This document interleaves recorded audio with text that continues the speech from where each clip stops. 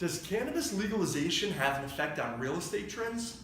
Today, more than half of the United States have legalized cannabis, with states like California, Nevada, and Maine joining the growing number of states legalizing recreational marijuana specifically. Over 20 states, including New Hampshire, New Jersey, Pennsylvania, and Vermont, have already legalized medical marijuana. An increasing number of states are likely to legalize medical or recreational cannabis in the coming years. And with this increase, we will see an increase in real estate prices as well. Additionally, properties entering the market are being purchased sooner as individuals move to states that have legalized cannabis. Interestingly, real estate professionals are taking advantage of these housing market effects.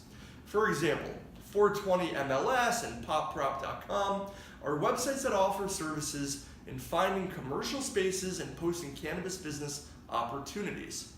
Popprop.com also offers free consultations from locally licensed real estate agents and business brokers with experience in the cannabis industry.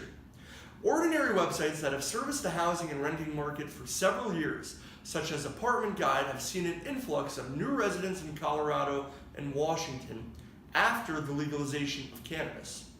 Indeed, according to apartmentguide.com, both states saw an almost 25% increase in unique visits after legalization.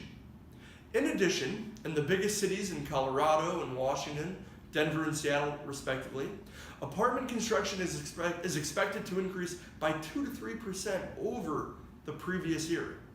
Although this affects the job market positively, middle-class families may no longer be able to afford living in these cities. So here are some of the risks and challenges associated with this new boom in cannabis real estate. The real estate industry faces some challenges as a result of marijuana legalization. For instance, individuals looking to rent their property to cultivators should be extra cautious about renting to manufacturers of hash oil.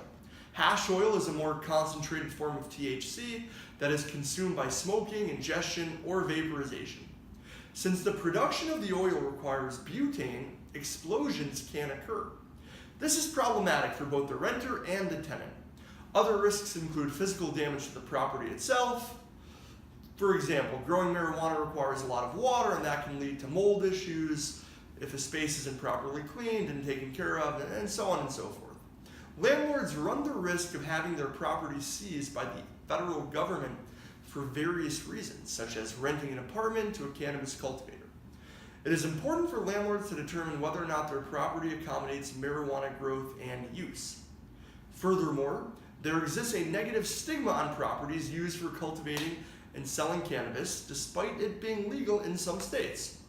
Therefore, houses that have been used to produce marijuana are difficult to sell once they are brought back to the market. Clearly, there are a lot of challenges in this particular arena of the cannabis space, but like all things challenging, there is a great deal of opportunity. This is another video from THC Legal Group. We intend on putting forward a lot more information in the cannabis legal space, and look forward to having you join us in the future. Subscribe below, and until next time, protect your stash.